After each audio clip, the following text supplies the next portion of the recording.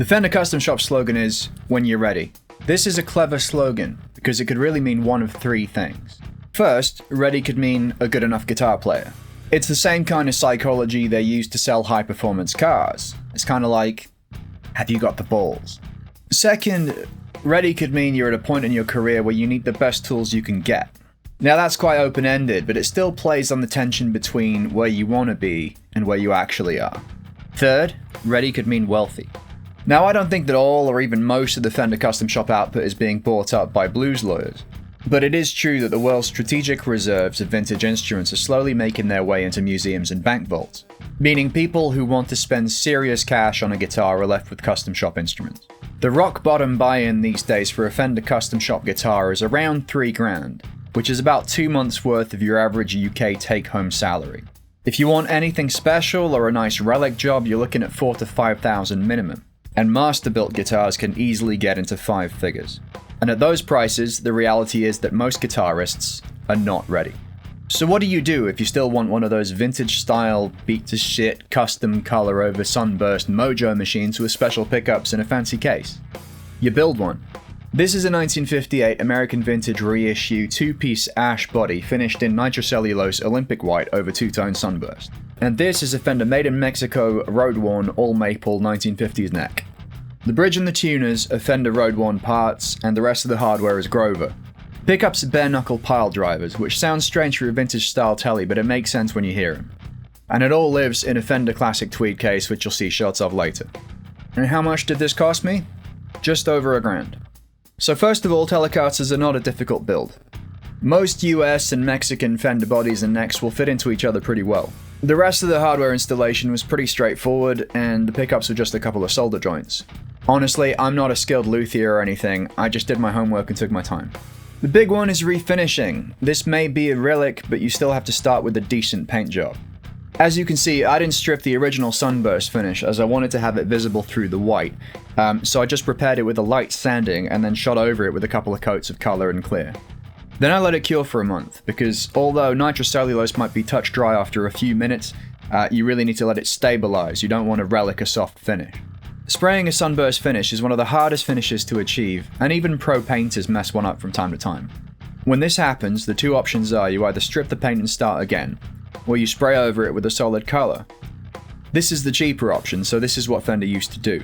Occasionally you'll see a vintage guitar where the solid finish has started to wear through, and instead of seeing the wood or the primer underneath it, you'll see the original sunburst finish.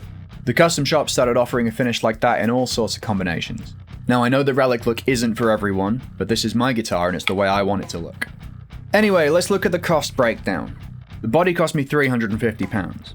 It was $450 on eBay, but it came with the original pickups and hardware which I sold on for £100. The neck cost £329 new. Fender sell aftermarket parts. And interestingly, the aftermarket road-worn neck is more of a deep U profile than the one that comes on the factory road-worn Telecasters, which is more of like a soft V. The pickups were £125, again off eBay. Now a new set of these is closer to £200, so that was a good deal. The hardware came to a total of around £100.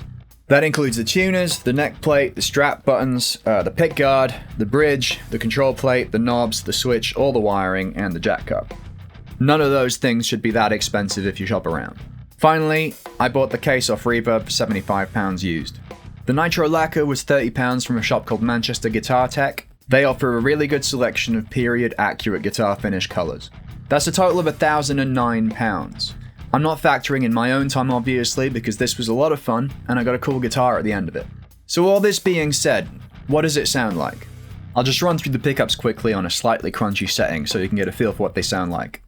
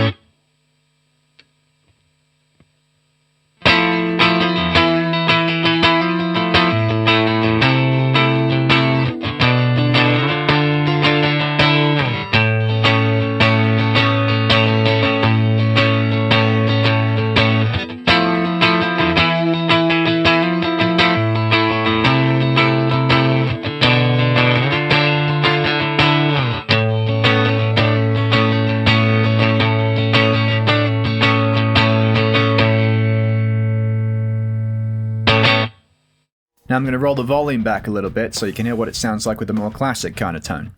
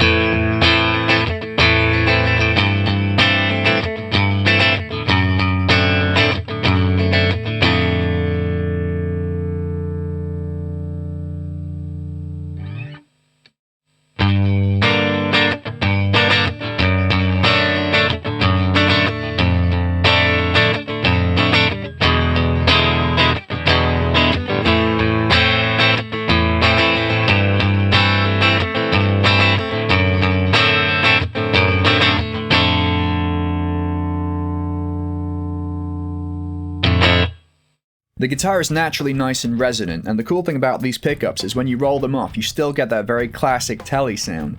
But when you roll them back up, you get a much hotter and thicker sound, much closer to like a P90 vibe. Now, they're not a vintage sounding pickup, but I find that vintage sounding pickups in Telecasters can actually get a little bit thin and spiky, especially into bright amplifiers. I really like this neck profile. It's a bit like a Fender Mid-C, but if the fretboard was a 1/4 inch thicker. It does have a vintage 7.5 inch radius. Now, most necks spec'd in the custom shop are 9.5 inch, even on vintage style guitars. That's because people are worried about being able to do wide bends without the note fretting out. I've never really found it a problem. So is this a custom shop Telecaster? No, obviously not. But I have played a couple of dozen custom shop Telecasters, and this is good enough to pass a blindfold test. It sounds as good as any custom shop Telecaster I've played, it feels as good as any custom shop Telecaster I've played, and it looks as good as any custom shop Telecaster I've seen. Which is to say, it looks enough like a beat-up vintage Telecaster without being as fragile as an actual beat-up vintage Telecaster, or as expensive as either a vintage or a custom shop Telecaster. For $1,000, I'd say that's a big win. If this sounds like I'm having a go at people who buy custom shop instruments, I'm really not. I would buy one in a heartbeat if I had the means. I'm not arguing that people should just knock up parts casters instead of going custom shop. My point is, if you want something like this and you can't afford the custom shop experience, you don't have to go without. Anyway, what do you think? Please share your thoughts in the comments, and please subscribe to my channel if you want to see more videos like this. Thanks for watching, and I'll see you next time.